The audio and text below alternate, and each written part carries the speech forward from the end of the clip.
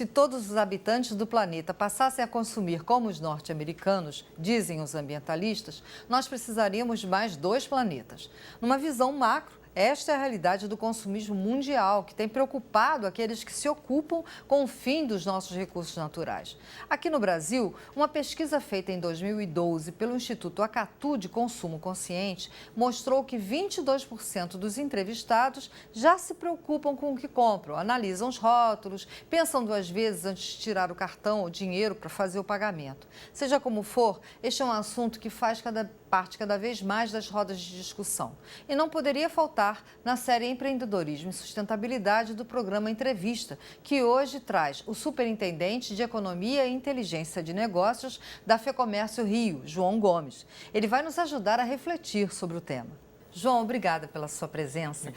Recentemente, o IPC Maps, que é um instituto que é especializado em pesquisa sobre o consumo, lançou uma previsão sobre o consumo em 2014. O resultado mostra uma significativa expansão na potencialidade de consumo dos brasileiros. Você, como representante do comércio, fica feliz com essa notícia ou há algumas reflexões que possam ser feitas? Olha, a tendência do consumo no país, ela já é crescente faz alguns anos.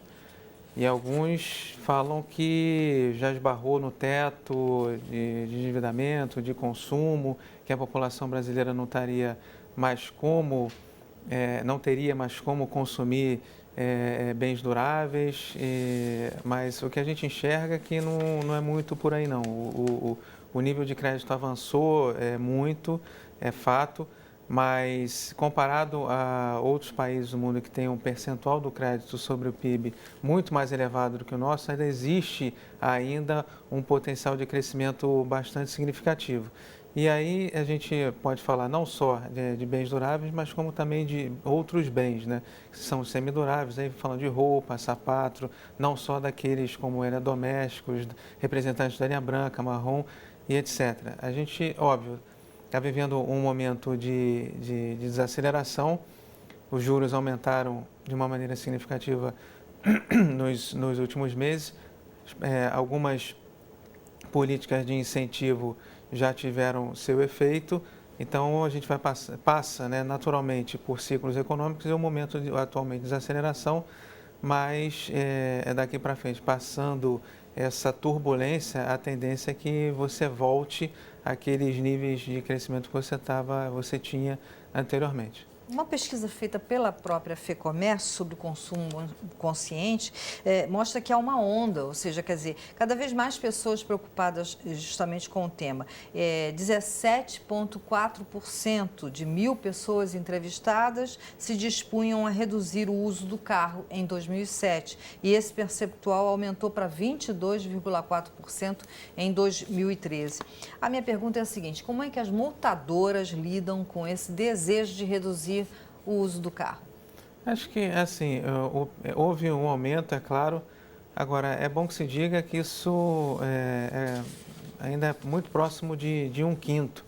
Então, assim, o impacto disso, comparado às políticas de incentivos que houve recentemente para a facilitação da compra de automóveis, por exemplo, foi quase que imperceptível.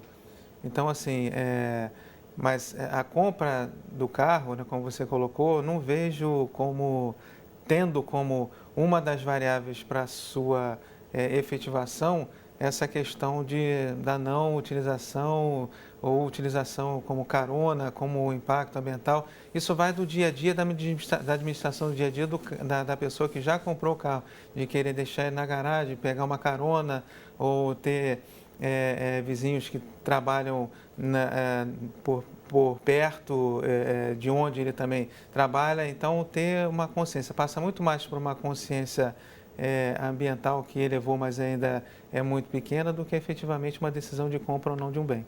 Mais de 70% dos entrevistados dessa mesma pesquisa que a FEComércio fez disseram que não lavam mais calçada com jatos d'água.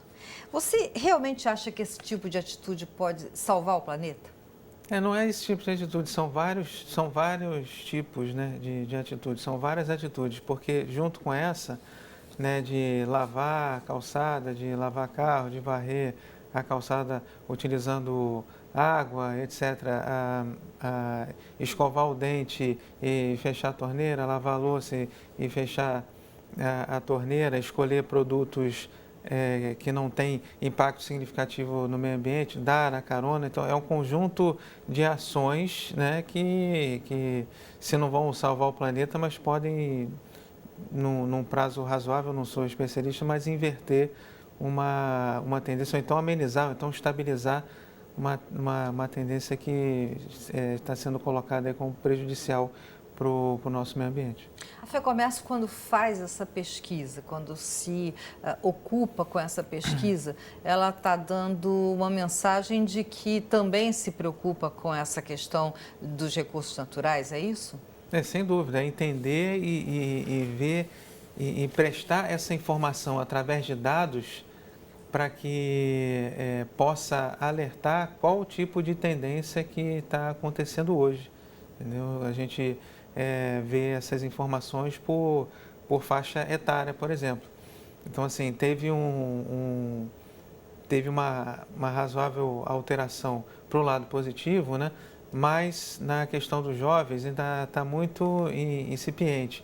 Então, assim, onde não está ali onde o jovem não enxerga ali no dia a dia dele, né, com impacto para ele não tem algum tipo de ação nesse sentido. Por exemplo, varrer a calçada, lavar a calçada, não está no dia a dia dele, entendeu? A questão da escovação do dente, desligar a torneira, assim, fica muito mais mecânico do que outra coisa, que a gente pega jovens a partir de 16 anos, né? Hoje eu vejo muito mais nas escolas, né, os pequenininhos tendo esse tipo de preocupação.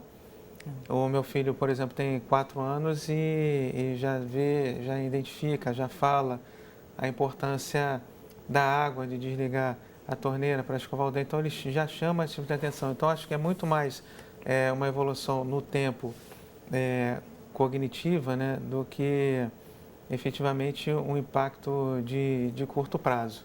Então, assim, a pesquisa é colocada, os dados são colocados para que haja essa discussão, haja essa interpretação e auxílio aos órgãos competentes, às instituições públicas e privadas que possam olhar essa divulgação e essas informações. Entendi. Mas, assim, os associados da federação se interessam por essa notícia, por essa pesquisa? O consumo sustentável quanto mais você mantiver um consumo sem solavancos, né, de uma maneira crescente e sustentável, é melhor para o setor, com certeza. Entendi. Um dos grandes problemas, né, do consumismo exacerbado é o crédito e o endividamento exacerbado. Mas tem já uma série de programas que educam os brasileiros a usarem o crédito de maneira consciente. Você pode me explicar melhor como é que isso funciona? A gente teve pesquisas recentes que mostravam a utilização, por exemplo, do 13º, da primeira parcela do 13º salário, da segunda parcela do 13º salário. Então, isso ao longo do tempo, né, mostrou que o consumidor, ele tem a preocupação com a dívida, ele quer voltar ao consumo e com o nome dele limpo. Então, assim, na maioria dos casos, na maioria das informações que a gente colheu, e aí de uma maneira dos últimos anos bastante sustentável, né, robusta, os consumidores buscaram, né, sempre a utilização da primeira parcela para regularizar a sua situação financeira, para com a segunda parcela poder voltar para o consumo. Então, assim, mostra um amadurecimento e mostra que ele mesmo já ao longo do tempo, né, tendo tantas dificuldades no passado, né, com esse período de estabilização, ele mesmo já fez uma educação financeira e buscando o consumo sem grandes pressões, assim, vamos dizer, internas por conta do consumo pelo consumo. Tanto é que o nível de inadimplência, que em 2009, logo depois da crise de 2008, que tinha subido bastante, estava com uma perspectiva bastante desfavorável, desacelerou e hoje está em níveis bastante controlados, tem se mantido assim nos últimos meses. A pesquisa do IPC-MEPS, sobre a qual eu me referi há pouco, mostra que os brasileiros vão consumir só 3,5% com recreação e viagens, que são itens considerados culturais, né, João? Você acha que isso pode ser revertido? Como? Já houve, de novo, pesquisas internas da gente especificamente para o Estado, que uma pergunta específica sobre orçamento. Depois de todas as suas contas pagas, o que você vai fazer com a sobra? Em alguns momentos, né, o lazer, ele teve uma aparição maior, né? Então, assim, quando você tem a sua subsistência suprida, né? Quando você tem o seu consumo ali, porque tem um consumo, ainda tem, mas tinha muito um consumo represado ainda maior, né? Então, quando você começa a estabilizar nesse tipo de necessidades, né? O indivíduo começa a olhar para outras perspectivas, né? Inclusive o lazer. E a gente tem uma pesquisa aí nacional sobre cultura, né, que mostrou uma busca maior, né, principalmente por livros, né. Então, assim, ainda é muito pequeno, ainda é muito pouco, né, mas alguns pontos assim, né, de luz, né, você consegue identificar quando você está no momento de maior estabilidade, né, no momento de uma melhora econômica. Então, existe vamos dizer assim, uma sementinha cultural na população e que quando você, se Deus quiser concretizar, né, esse movimento favorável para o país, né, ela tende a aflorar. E as pessoas comecem a pensar em outros tipos de consumo, né?